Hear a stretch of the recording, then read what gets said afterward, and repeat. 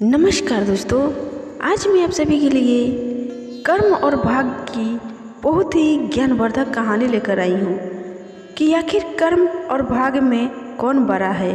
और ये कहानी स्टूडेंट के लिए यानी कि विद्यार्थी के लिए बहुत ही महत्वपूर्ण है। तो आइए दोस्तों, इस कहानी को स्टार्ट करते हैं। किसी गांव में गोलू नाम का एक लड़का अपनी माँ के साथ रहता था। एक बार की बात है, वह खाना खाने के बाद रात को अपनी माँ के साथ छत पर टहल रहा था। तभी अचानक उसने टूटता हुआ तारा देखा। वह शीघ्रता से बोला, देखो माँ, टूटता हुआ तारा। माँ कुछ भी कह पाती तब तक उसने आंखें बंद कर विश भी मांग ली कि मैं इस बार अपनी कक्षा में प्रथम आऊँ। माँ ने पूछा कि तूने टूटते हुए तारा से क्या मांगा? गोलू ने भोलेपन से उत्तर दिया, मैं अभी कुछ नहीं बताऊंगा। बताने से कामना पूरी नहीं होती है माँ। माँ ने उसके मन की सारी बात भांप ली और उसकी नादानी पर मुस्कुरा दी। गोलू उस दिन के बाद उत्साह से भर गया कि अब तो उसे कक्षा में प्रथम आने से कोई रोक ही नहीं सकता, क्योंकि उसने दादी से सुन रखा था कि टूटता तारा ऊपर वाले का दूत होता है।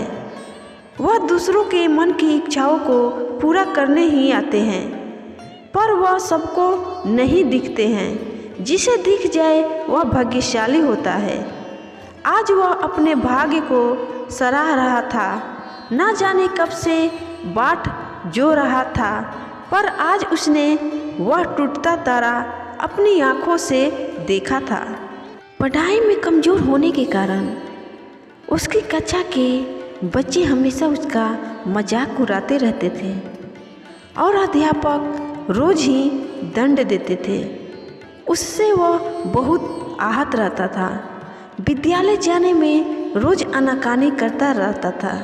लेकिन टूटते तारा से विश मांगने के बाद गोलू सुबह उठकर स्वयं तैयार हो गया और विद्यालय जाकर कक्षा में सबसे आगे की सीट पर अकड़ कर बैठ गया। बच्चों ने उसकी खिल्ली उड़ाते हुए कहा, लगता है आज सारी पढ़ाई गोलू ही कर डालेगा, सबसे आगे जो बैठा है। गोलू निश्चित भाव से बोला, मैं भले ही पढ़ाई में कमज़ोर हूँ, पर भाग्य में सबसे तेज हूँ। देखना इस बार मैं ही प्रथम आऊँगा। तुम सब मेरे भाग्य का कमाल देखते रह जाओगे। पहली बार के उसके तीखे जवाब से बच्चे चिढ़ गए। बोले, ऐसी कौन सी चाबी तुम्हारे हाथ लग गई है जिससे तुम्हारा बंद दिमाग खुल जाएगा? ज़्यादा उड़ मत, तू हमेशा की तरह तृतीय श्रेणी ही पाएगा। पर किसी की भी बात की परवाह किए बिना गोलू मुस्कुराता रहा।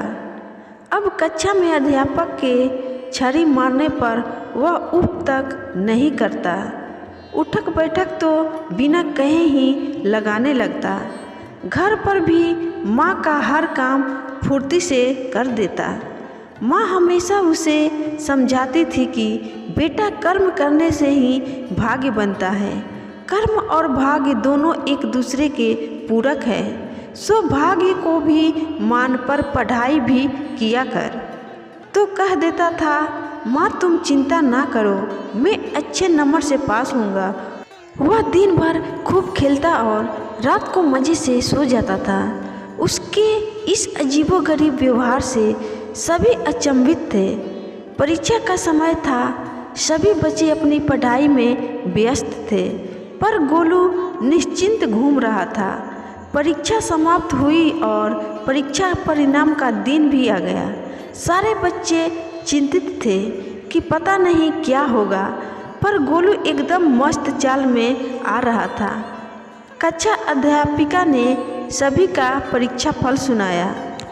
सारे बच्चे पास थे, पर गोलू फेल हो गया था। वह दुखी था, कुछ समझ नहीं पा रहा था कि क्या टूटे तारे से विश मांगने से पूरी होने वाली बात झूठी थी या वह तारा। अब उसकी छोटी सी बुद्धि को यह बात समझ में आ गई कि केवल भाग्य के सहारे बैठे रहने से बात नहीं बनेगी, कर्म करना भी आवश्यक है। उसने माँ की बात गांठ बांध ली और तन मन से अगले साल की पढ़ाई में लग गया।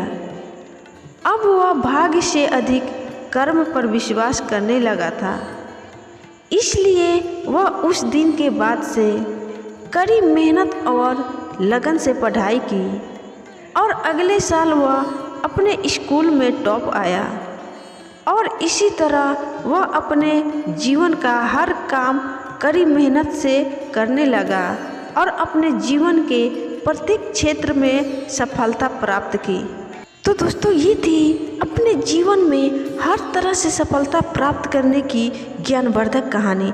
अगर आपको ये कहानी पसंद आई तो प्लीज़ इस कहानी को लाइक शेयर ज़रूर करिएगा और कमेंट में ज़रूर बताइएगा आपको कहानी कैसी लगी। फिर मिलूंगे किसी और कहानी के साथ, तब तक के लिए आप सभी को बाय बाय। धन्यवाद दोस्तों।